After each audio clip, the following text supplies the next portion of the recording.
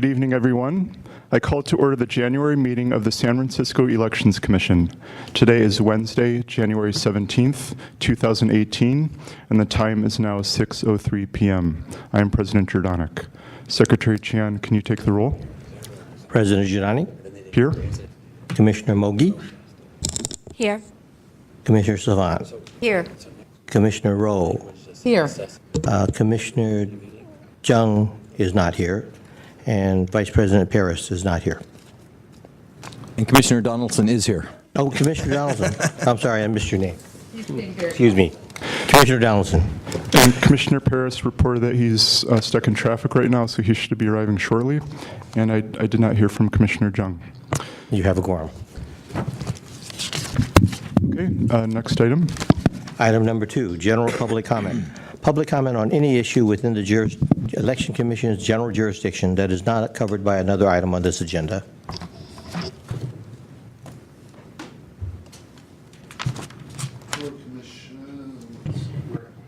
You're there. Go ahead. Hello, Commissioners. Brent Turner with the California Association of Voting Officials. Happy New Year to all of you, and thanks for all your great work over the previous year.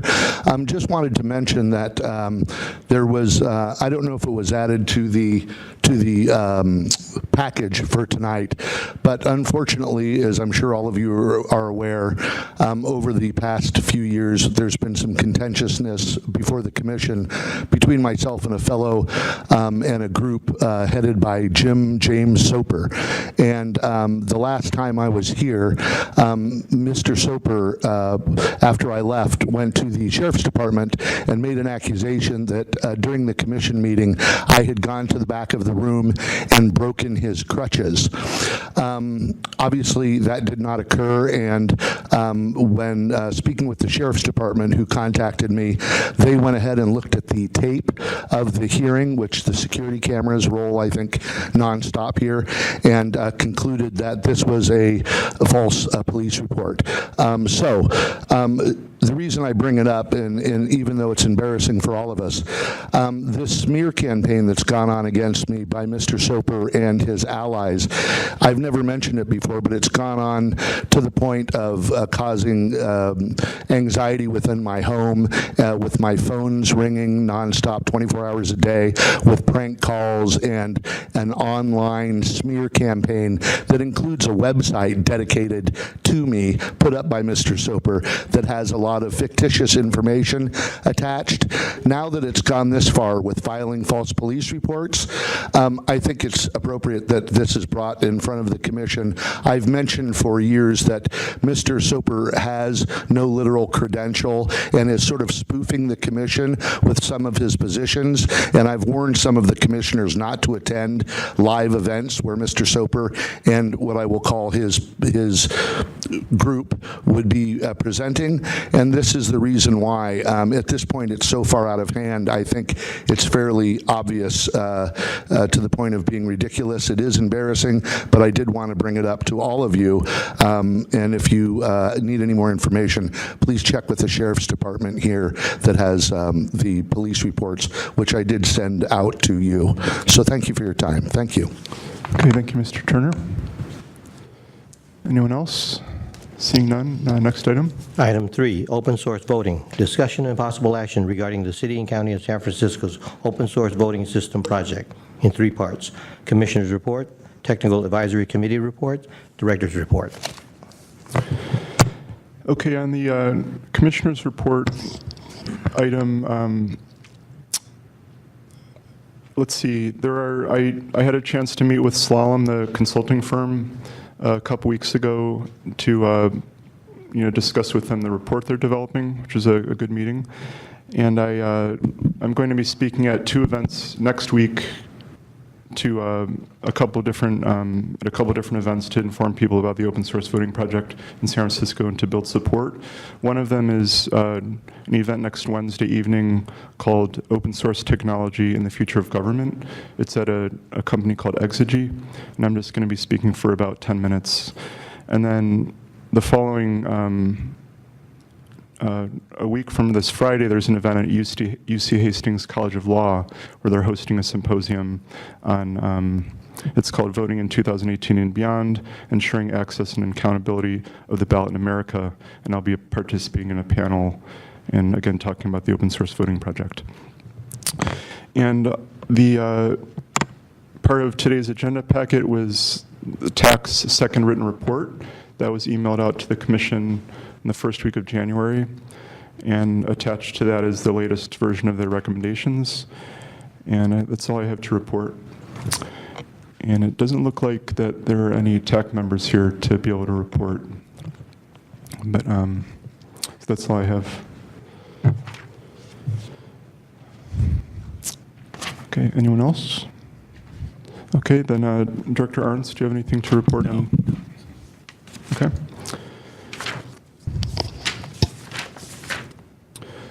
Okay, then let's open it up to public comment.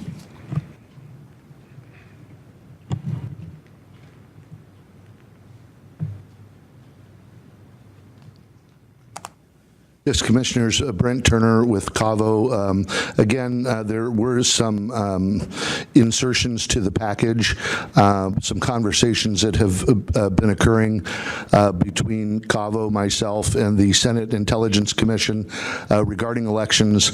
I encourage you to take a read of some of these issues. Currently, what we're seeing is some federal legislation come forward that I think is notable for you to recognize.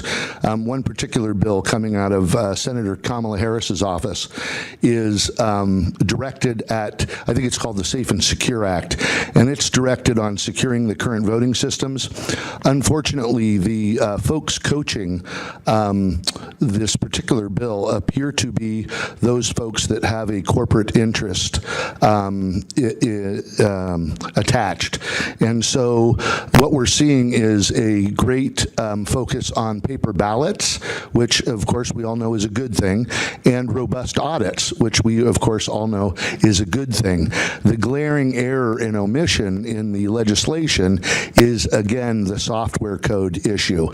So even though the senators have been made aware of this particular issue, we need to again reflect on former CIA Director Jim Woolsey's op-ed piece in the New York Times, which states Microsoft and those who bob in their wake are on a campaign to make sure that there is attention deflected away from the software code issue of this federal legislation. We're also seeing on a statewide basis a budgetary item coming before Governor Brown, and I think there's $130 million going to be forthcoming. We're focused on that as well to make sure that this money does not go toward another round of these proprietary systems. Since it is fairly well stipulated we are in a national security crisis regarding these election systems, it would be great if any monies coming from the feds or coming from the state actually was relegated to properly secure systems that embrace open source. So as we move forward with our system here, again, you're at the state of the art, you're on the cutting edge of this work nationally. There were two other projects which we know, Texas and Los Angeles, and unfortunately they've both been tanked, for lack of a better term, with proprietary interests coming in and affecting those projects. So we're very curious and excited, if not concerned, to see how Slalom addresses some of these issues. We're hopeful that we move toward a simple paper ballot printing system with general public license software. Thank you very much. Okay, thank you, Mr. Turner. Okay, if there are no other comments, then let's move on to the next item. Item number 4, approval of minutes of previous meeting. Discussion and possible action to approve minutes for the November 15th, 2017 Elections Commission meeting. I move to approve the minutes. I second that motion. Okay. Any public comment on this item? Seeing none, Secretary, and further discussion, seeing none, Secretary Chan? Commissioner Donaldson? Yes. President Shidani? Yes. Commissioner Mogi? Yes. Commissioner Rowe? Yes. Commissioner Stefan? Yes. You have 5 unanimously. Okay, thank you. Next item. Number 5, Commissioners' Reports. Commissioner reports on topics not covered by another item on this agenda. Meetings with public officials, oversight and observation activities, long-range planning for commission activities, and areas of study, proposed legislation which affects elections.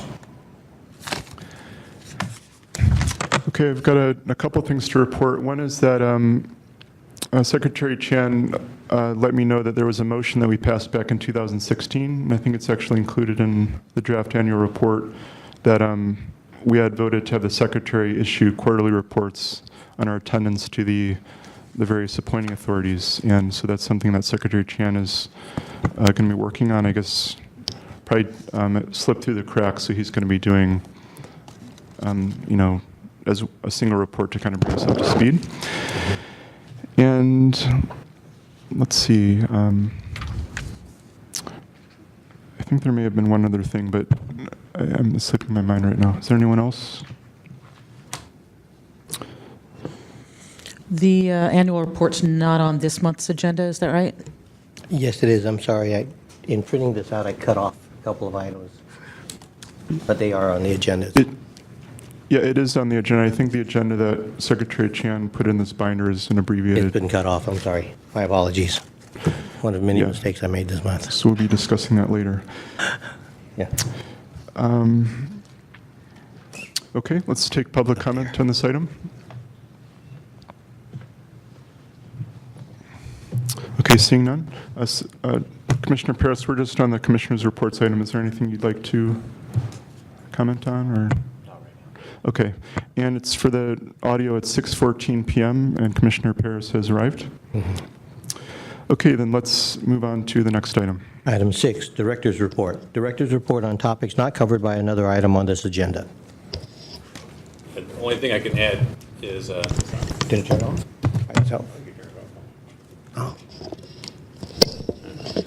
the charter amendment that Supervisor Fewer was going to introduce or have heard in rules was continued until next week. So there's no update regarding that charter amendment. It'll be continued until next week. I have a question on that. I know that perhaps you're not a lawyer, but you are. What is the legality of, if this does happen to pass, is this something that's going to end up in court and be fought? I was under the impression that ordinances passed by the voters could not be altered or changed by the Board of Supervisors unless it was overturned by the voters, or am I just completely mistaken on that point? You're correct that if the voters pass an ordinance or a charter amendment, the board can't change it. Here, what Supervisor Fewer has introduced is a modification to the charter amendment that will go before. So the idea is to put this on the ballot for the voters to approve or not to approve. So this is a proposal in its current form that would basically require the board to pass an implementing ordinance before non-citizen voting could occur. But it is a charter amendment that would have to be approved by the voters. The board can simply choose to put a charter amendment on the ballot, just as voters can choose to put a charter amendment on the ballot through the initiative process. Thank you, I appreciate it. Sorry, I mistook that detail. That's okay. I have a question, Director Arntz, about the slalom deliverables. I believe they're supposed to be finished in the next week or so. Is that correct? And they should have a final report available for review. Is that on track? Yeah, so as I put in my report, they plan to get it submitted by next Friday, the 26th. So, and will that be then available for review for a period at that point, or is that final? No, it'll be final. Is there a period of public review available? Because I thought that there was in the schedule, there was a period. No, there's not a period of public review. There's a period for stakeholders to review it, such as Commissioner Jordanic. He's a stakeholder, so he's had a chance to review the draft. As I haven't read it yet, but I've received it as well. It'll be final as of next week. Okay, thank you. So Director Arntz, I was wondering if you could maybe say a little bit more about the RFP process for the interim voting system, and is that maybe just explain like what's been happening with that over the past several weeks? Were there different committees that had to review the contract or anything, or before it went forward? No, well, so we have the processes in place. So next, I think it's the 5th of February, that the personal services contract attached to the RFP will be considered by the Civil Service Commission. So that, we've got that process inputted. And I have informed, it's already in the hopper, but it'll be funded by Coit, so it'll be, Coit has been alerted to the RFP being issued. Basically, just putting together the materials for the city processes and writing the scope of work. That's where it's at. So, Okay, and then, so that's going to be issued sometime next week, you said? yeah, I'm hoping for like Tuesday. And I've informed the controller's office as well that it'll be issuing, since the controller's office has to also ensure that it's part of the process, ensure that funds are available for the contract. Okay. All right, thank you. Right, any other comments? I had a question about item 4, section B. You were talking about hosting a quarterly poll worker advisory network meeting to make improvements on the online worker profile. I don't know what this poll worker online profile is.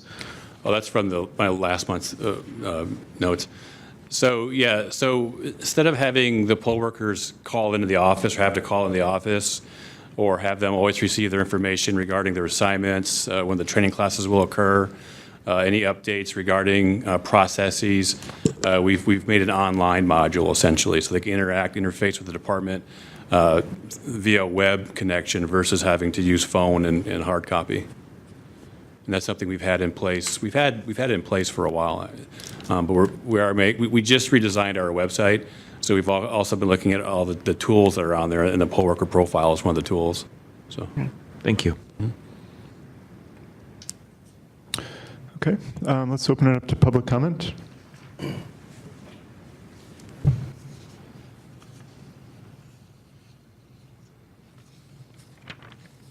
Yes, Brent Turner with Cavo.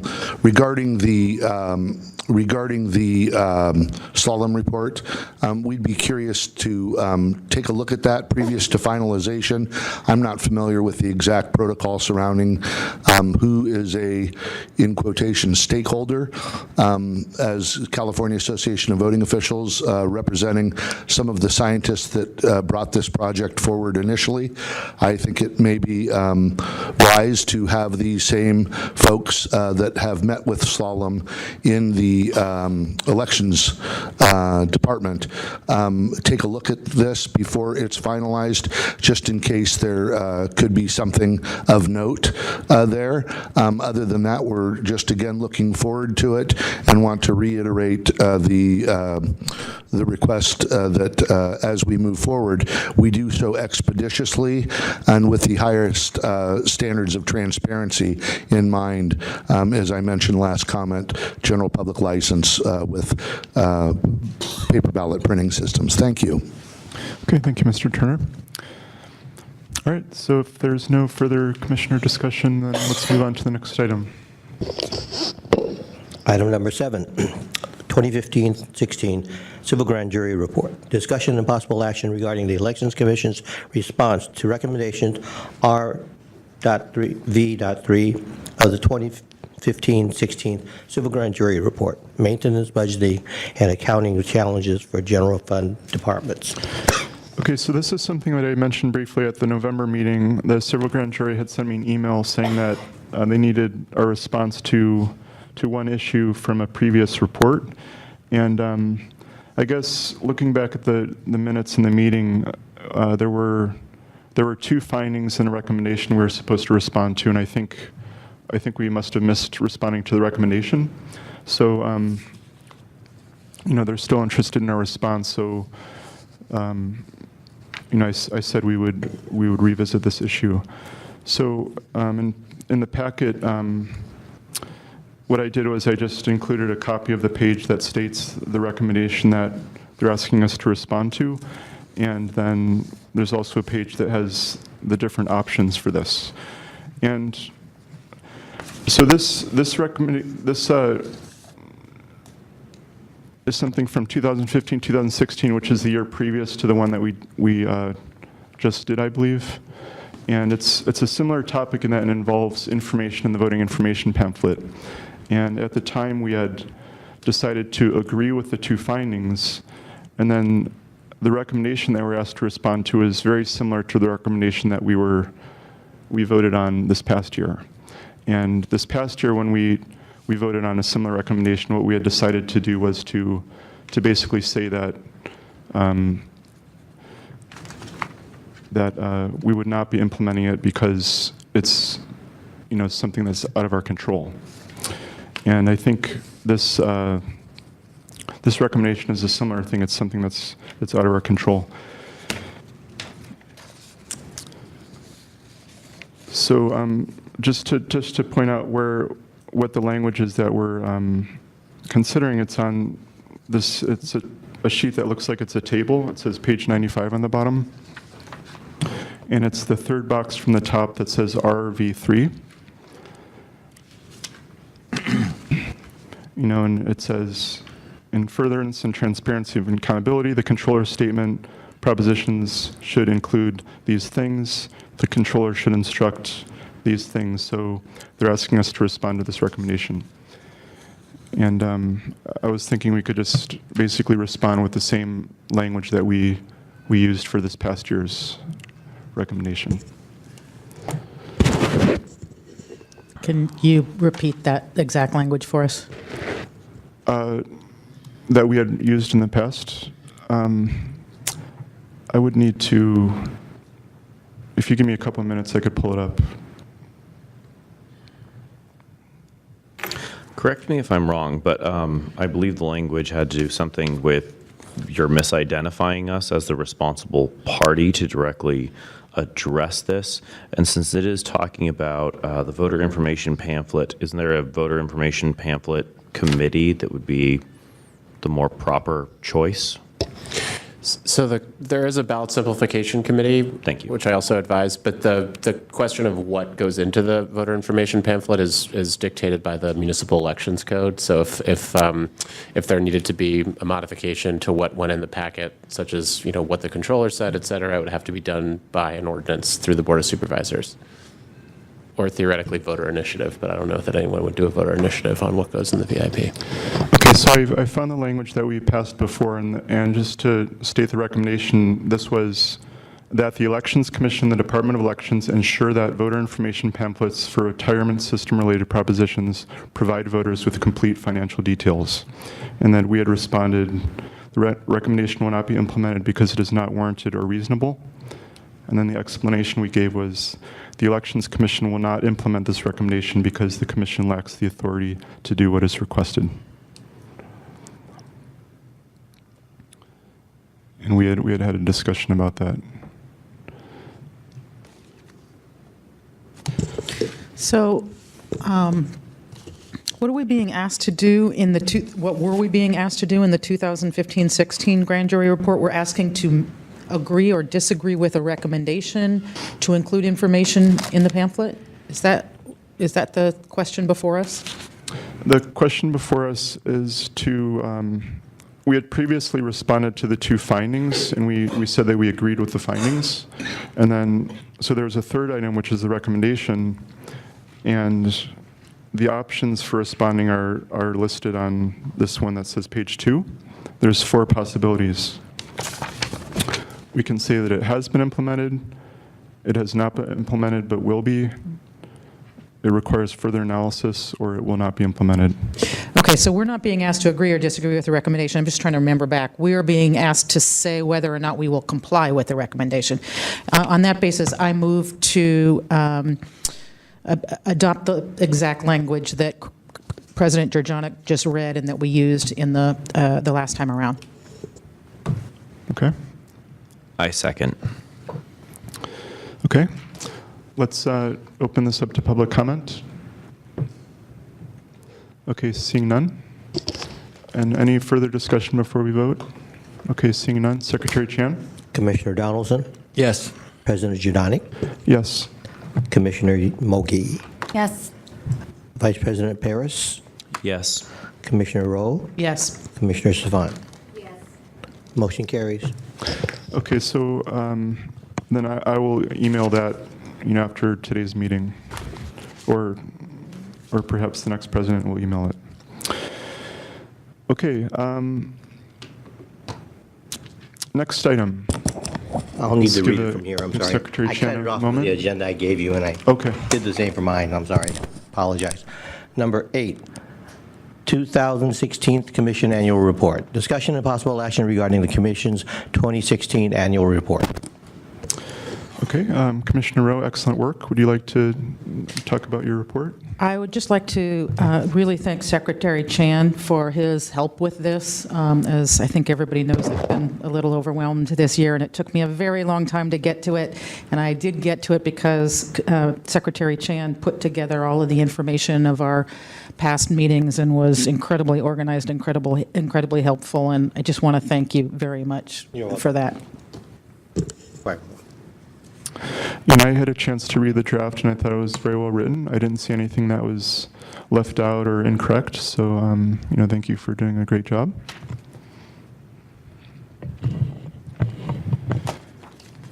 And then when we adopt the report, normally I think it gets sent out to the Board of Supervisors, and maybe the mayor. We need to double check it.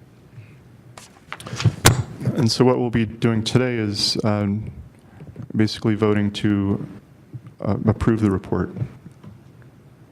And it would also be posted on our website.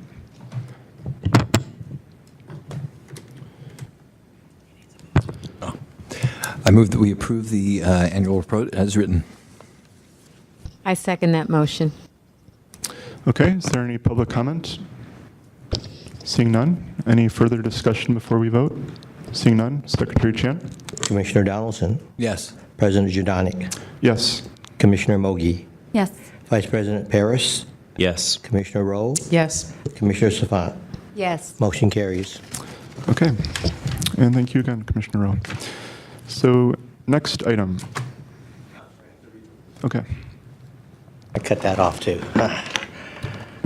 Item number 9, election of commission executive officers. Discussion and possible action to elect a commission president and vice president per Article 5 of the commission bylaws. Per the bylaws, the term shall begin immediately. What the heck happened? Oh, God. I'm sorry. It's okay. I could, Technical glitch. I have a copy of it. I could read it too. Okay, sorry. It said the terms shall begin immediately at the conclusion of the meeting. And then it says the process will be as follows. The president will open nominations for president. Any commissioner who wishes to nominate a candidate will state the name of that person. If the person agrees to run, that person is nominated. When there are no further nominations, the president will close the nominations and call a roll call vote in which each commissioner shall state the name of the nominee for whom he or she is voting. If a nominee receives 4 or more votes, that person is elected president. If no nominee receives 4 votes, the commission may have further discussion and proceed to another vote. This process shall repeat until one nominee has received 4 or more votes. The same process will then be used to elect a vice president. Okay, so let's start this item off with public comment. Okay, seeing none. And now let's open it up to discussion. One thing I'm going to say is that I'm not going to be considering myself. I would not accept a nomination for president myself. Of the commission or otherwise? I guess both. So I'll just start off because I'm always the one who makes the same speech every year about how I think it's really important to not become captured by one particular president. That said, and I always nominate Commissioner Jung, and he always says no, so I think it would be unfair to nominate him and potentially elect him while he's gone, because I know he wouldn't want to do it. And let me say that it's a ton of work to be the president, and you've done a really incredible job this year, and the last time you did it as well. And I'm very interested to know if anybody else is willing to take on that burden. And I also would like to know, Commissioner Jurdonic, your reasons for preemptively declining a nomination because I suspect that even I, and even despite all my past statements, might end up wanting to nominate you depending on what we hear from other commissioners. So I just kind of wanted to hear your reasoning for that. Yeah, We're well, very, very thankful for the work that you've done. Well, thank you very much. It's very, very kind words. The reason is it's primarily, it is a lot of work and just the time requirement. Also, since I'm chairing the TAC, it's just a lot of work to do both tasks. And so that's the main reason. I'd also like to second your praise. I think you do a terrific job. Also, in keeping with custom of making sure that we rotate, I do want to keep that in mind just because we always want to have a pool of leadership rather than just one leader. I would actually like to nominate Commissioner Donaldson, if he would so accept. I think that he's done an excellent job chairing the BOPEC committee. So I've seen him wield the gavel, and maybe you're ready for the big seat. Thank you, Commissioner Parents. I will accept the nomination a bit reluctantly, but by the way, I do want to say that having following Commissioner Jordanic, President Jordanic's, if that happens, will certainly be big shoes to fill and has set a new standard, I think, for the commission since I've been coming in 2004 to these meetings. So thank you for all of your work, Commissioner Jordanic. Oh, thank you. Yeah, and thank you for accepting. So we do have a nomination. Is there any further nominations? Okay, so then, per these instructions, I'll close the nominations and let's have a roll call vote. And then during this vote, I know it's sort of seems funny, but we have to state the name of who we're voting for. And so Secretary Chan. Okay. On the nomination of Commissioner Donaldson for president, Commissioner Donaldson. Oh, do I vote? May I vote? You have to say someone's name. Yes. You have to say Commissioner Donaldson. President Jordanic. Oh, sorry. Yes for Commissioner Donaldson. Yes. President Jordanic. Commissioner Donaldson. Okay. Commissioner Mogi, Yes to Commissioner Donaldson. Vice President Paris, Commissioner Donaldson. Commissioner Rowe, Commissioner Donaldson. Commissioner Safant. Commissioner Donaldson. He wins unanimously. Okay, congratulations. Thank you. So now we're going to repeat the process for vice president. And so let's open up to nominations for vice president.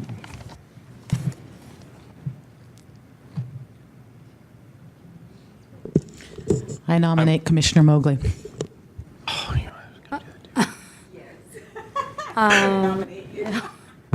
Well, I'm just really brand new to the commission, so I just kind of not really sure, still learning. So I'm not, Let me interject yes, before you can say we- no. Yeah. Can you? I will tell you, you are qualified, and there's, you're not going to be stuck with a bunch of difficult tasks, really. I think what you would do is if, for some reason, Commissioner Donaldson isn't available for a meeting, you would run the meeting, and in that case, you would have lots of support from people like me. So I don't think you should reject it on the basis of not having been on the commission for long enough, my As personal the opinion. current vice president, I promise you it's a better title with no real extra responsibilities if the president shows up. Well, get will you your be business showing cards. up? Yeah, that's another question. Yeah.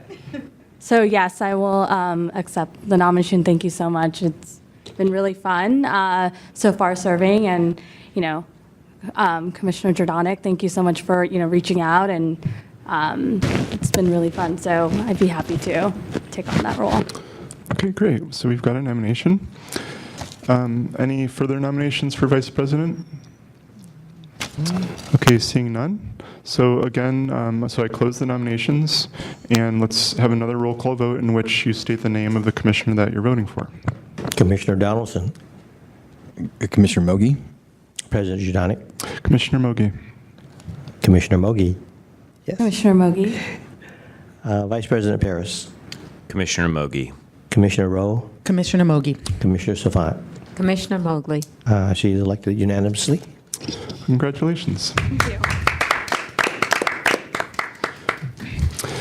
Okay, so we can move on. So the next item. I am sorry, I can't read it, I'm sorry. Oh, It's been cut. so this one is agenda items for future meetings. Discussion and possible action regarding items for future agendas. So does anyone have any items they can think of?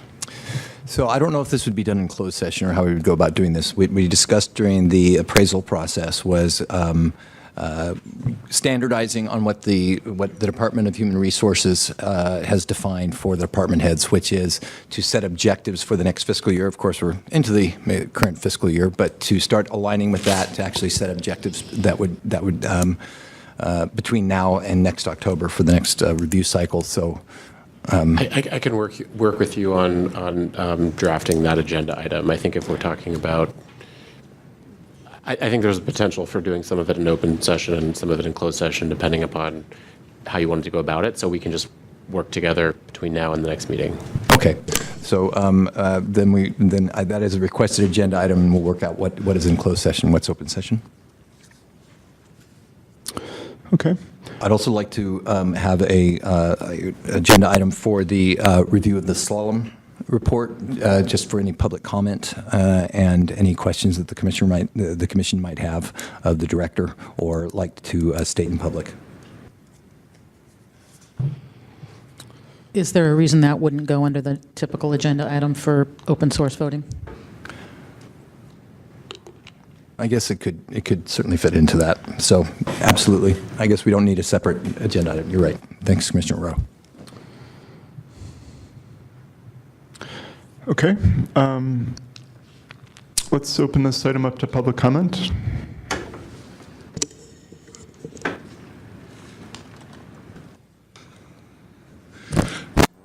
Jim Soper, Voting Rights Task Force. I don't know if I'm repeating something, but I just learned it last week. We went to Sacramento on Friday, and AB 668 was this $450 million bond bill that stalled.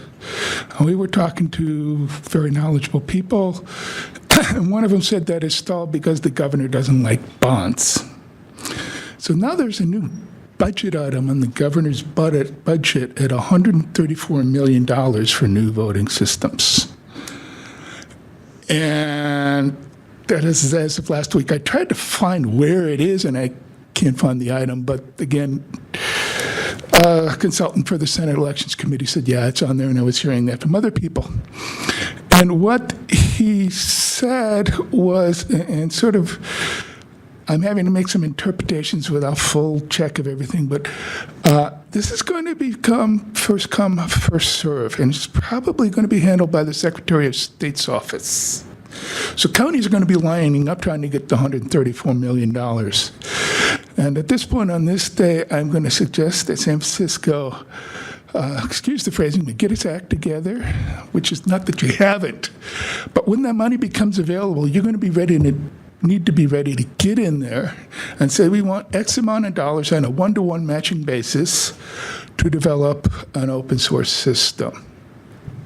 And you're going to have to plan ahead, figure out what to say, maybe actually have money on San Francisco's side, I don't know, to come up with the matching funds. But I just heard about this next week, and I've been coming here for at least a year and a half and saying you got to get money out of Sacramento, and it might be there. So my suggestion is to talk with your people who deal with the legislature, including Mr. Ernst or whatever, and trying to find out more about this. Budget process is different from legislative process. They make up the budget and approve it on a different track.